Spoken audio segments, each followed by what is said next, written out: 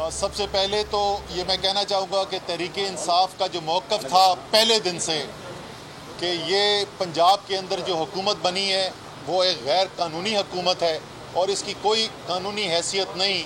ہمیں اس بات کی خوشی ہے کہ اس بات کے اوپر مہر تصدیق کی ہائی کورٹ نے پہلے اور آج سپریم کورٹ نے بھی اس بات کو دہرا دیا کہ حمزہ شہباز منتخب وزیر اعلیٰ پنجاب کبھی بھی نہیں تھے. تو سب سے بھی تو یہ ایک اہم بات ہے اور ایک پاکستان کے عوام کے لیے خوشائند بات ہے، خاص طور پہ پنجاب کے عوام کے لیے خوشائند بات ہے کہ ہمارا اور پاکستان کے عوام کا جو موقف تھا وہ درست ثابت ہوا.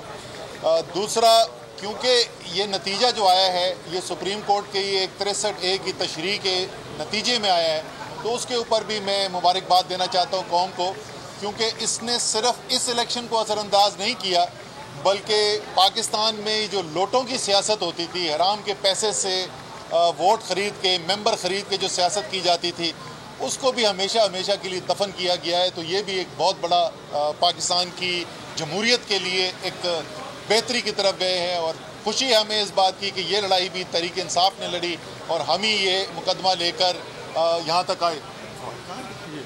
اچھا، میں اپنے فواد چودھری صاحب کا انتظار کروں. فواد آ جائے. آج جو فیصلہ ہوا جی اس کے اندر ظاہر ہے، کیونکہ اب یہ صرف ہمارا موقف نہیں ہے، یہ موقف جو ہے وہ کورٹس کا بھی موقف ہے کہ حمزہ جو ہیں وہ کبھی بھی منتخب وزیر اعلیٰ تھے ہی نہیں. لیکن اس چیز کے لیے کہ یہاں سے اس سیاسی بحران کو ہم آگے بڑھائیں، اس کے لیے ہم نے یہ بات قبول کر لی ہے، اس کے باوجود کہ نہ ہم کل مانتے تھے حمزہ کو ایک منتخب وزیر اعلیٰ، ایک آئینی قانونی وزیر اعلیٰ نہ آج مانتے ہیں، لیکن ہم نے یہ بات قبول کر لی کہ جب تک بائی الیکشن نہیں ہو جاتے اور اس سے پہلے 5 جو ہماری ریزرو سیٹس ہیں، جو تحریک انصاف کے 5 ممبر ہیں جن کی نوٹیفیکیشن آج سے کئی ہفتے پہلے ہو جانی چاہیے تھی، لیکن الیکشن کمیشن کے بالکل غیر قانونی فیصلے کی وجہ سے وہ معاملہ رکا ہوا تھا. اس کے لیے بھی ہم عدالت گئے، عدالت سے ریلیف حاصل کی اور اب وہ نوٹیفیکیشن جو ہے اس کا انتظار ہو رہا ہے. تو وہ نوٹیفیکیشن بہت ضروری ہے کہ وہ نوٹیفیکیشن ہو جائیں. اس کے بعد جو ہے الیکشن جو ہے بائی الیکشنز 20 سیٹوں کا، یہی لوٹوں کے جو الیکشن ہے وہ لوٹوں کا الیکشن بھی مکمل ہو جائے. اس کے بعد ہاؤس مکمل ہے اور پنجاب کے عوام جس کو بھی منتخب کرتے ہیں، تحریک انصاف نے ہمیشہ آئین کی، قانون کی بات مانی ہے، ہم اس وقت بھی مانیں گے.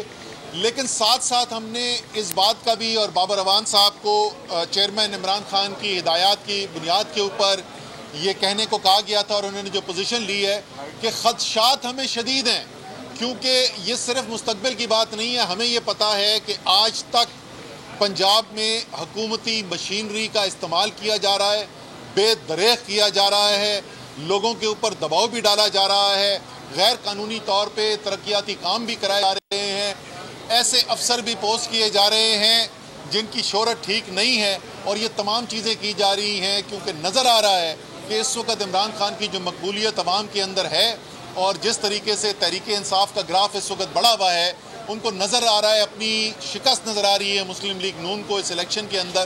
تو الیکشن کے اوپر اثر انداز ہونے کی کوشش کر رہے ہیں. تو کورٹ نے آج اپنے فیصلے کے اندر یہ بھی بول دیا کہ وہ اپنے ہدایات کے اندر یہ بھی لکھیں گے کہ کسی طریقے سے بھی الیکشن کے اوپر غیر قانونی طور پر اثر انداز کرنے کی کوشش جو ہے اس کی اجازت نہیں دی جائے گی. اور یہ احکامات جو ہیں وہ آئی جی کو، چیف سیکرٹری کو، ان تمام متعلقہ افسروں کو دے دیے جائیں گے. الیکشن کمیشن کو یہ ہدایات جاری کر دے گی سپریم کورٹ کہ یہ الیکشن جو ہے، اور جیسے چیف جسٹس نے کہا کہ سب سے اہم وجہ جس کی وجہ سے ہم یہ فیصلہ کر رہے ہیں وہ ہے یہی کہ ایک صاف، شفاف، آزاد الیکشن ہو. اسی کے لیے یہ تمام فیصلہ کیا جا رہا ہے اور ہماری امید یہی ہے کہ اسی فیصلے کی اس روح کے مطابق پنجاب کی حکومت آگے چلے گی.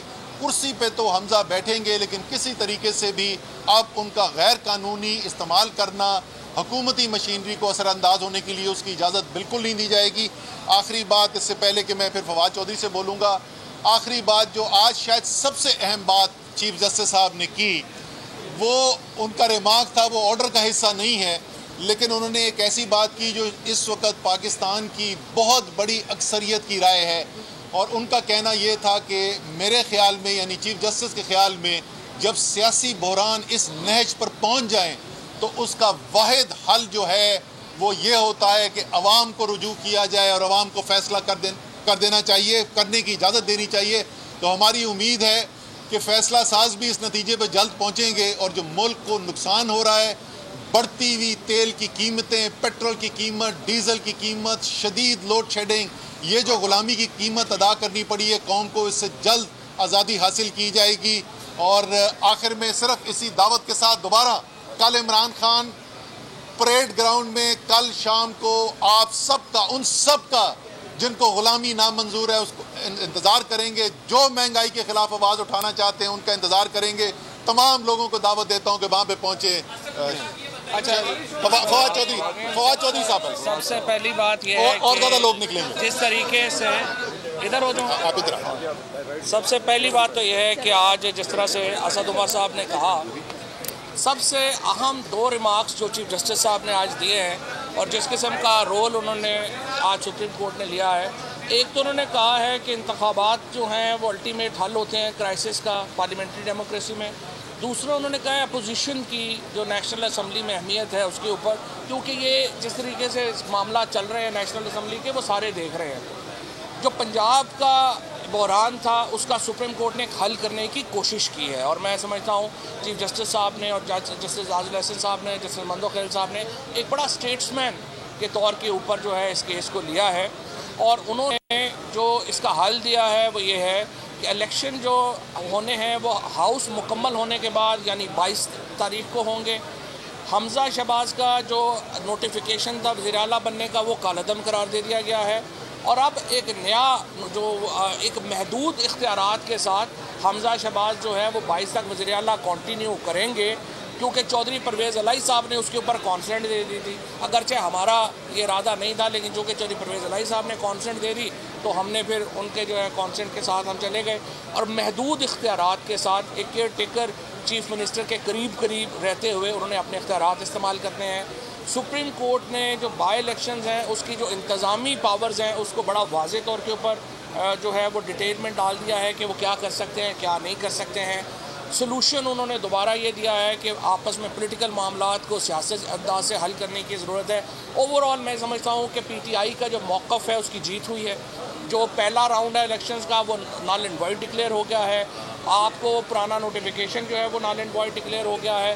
ہم سمجھتے ہیں کہ ایک موقع ملا ہے دوبارہ ایک پنجاب کے عوام کو کہ وہ اپنی منتخب حکومت کر سکیں۔ الٹیمیٹ انشاءاللہ جو حل ہے وہ تو الیکشنز ہیں اور الیکشنز کی طرف ہم نے جانا ہے، لیکن ان شارٹ ٹرم ایک سلوشن آج ملا ہے، اور اس پر میں تحریک انصاف کے تمام جو کارکنان ہیں ان کو مبارکباد دینا چاہتا ہوں، اور انشاءاللہ تعالیٰ کل پریڈ گراؤنڈ میں آپ سب سے ملاقات ہوگی۔ صاحب یہ بتا دیں کہ یہ جو موقف تھا آپ کا حمزہ شہباز کو قبول اپنا کے خلاف، وہ تو آپ کا نیریٹو ختم نہیں آج ہو گیا؟ آپ نے خود ان کو وزیر اعلیٰ مان لیا، آپ نے کیوں کر لیا حمزہ شہباز پہ؟ یہ ہمارا موقف سر آ گیا نا، سوال آ گیا نا، سوال آ گیا۔